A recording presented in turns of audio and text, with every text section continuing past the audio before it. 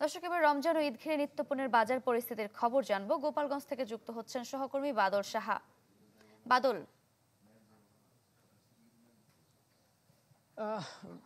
সারিকা, গোপালগঞ্জে কিন্তু এখন যে নিত্যপণ্যের বাজার কিন্তু সহনীয় পর্যায়ে রয়েছে। যেসব যেসব পণ্য আসলে কিনে থাকেন ক্রেতারা, বিশেষ করে ছোলা, ডাল, চিনি, তেল, এসব কিন্তু পুরোপুরি একদম সহনীয় পর্যায়ে রয়েছে।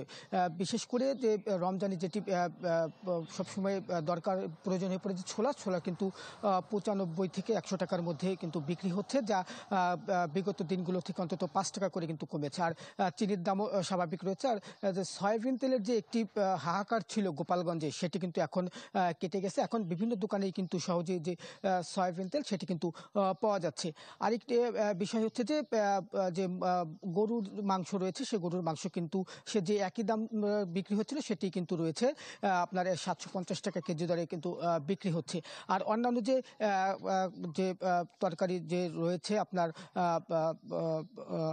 আলু, পটল, উস্তে, ঝিঙ্গে, এগুলো কিন্তু প্রায় সহনীয় পর্যায়ে রয়েছে। যেহেতু ক্রেতাদের কিন্তু এই রোজার আগে কিন্তু একটি ছিল যে জিনিসপত্রের নিত্যপণ্যের দাম বাড়তি এবং তারা হিমশিম খাচ্ছিল, সেটি কিন্তু আসলে আপনার সেটি দাম কমায় কিন্তু তাদের মধ্যে সেই কিন্তু স্বস্তি ফিরে এসেছে। যেহেতু আর কয়েকদিন পরে কিন্তু ঈদ, সে কারণে কিন্তু মানুষের এই স্বস্তি কিন্তু বিরাজ করছে। আর একটি বিষয় হচ্ছে যে যেহেতু এই গোপালগঞ্জে যে নিত্যপণ্যের যে চাহিদা, বিশেষ করে সবজি, সেটি কিন্তু গোপালগঞ্জের আশপাশেই গ্রামেই কিন্তু আপনার গ্রাম থেকে কিন্তু এই বাজারে আসে, সে কারণে কিন্তু এখন সবজির দাম পুরোপুরি কিন্তু কম। এই ছিল আমার কাছে গোপালগঞ্জের নিত্যপণ্যের সবশেষ খবর। সারিকা। বাদল সাহা, ধন্যবাদ আপনাকে। দর্শক, গোপালগঞ্জ থেকে নিত্যপণ্যের বাজার পরিস্থিতির খবর জানছিলাম। এই রমজানে নিজের পাশাপাশি আপনার ঘর এবং টয়লেটকে রাখুন পরিষ্কার এবং জীবাণুমুক্ত। নতুন বেস্ট এভার হারপিক এখন 5 মিনিটেই পরিষ্কার।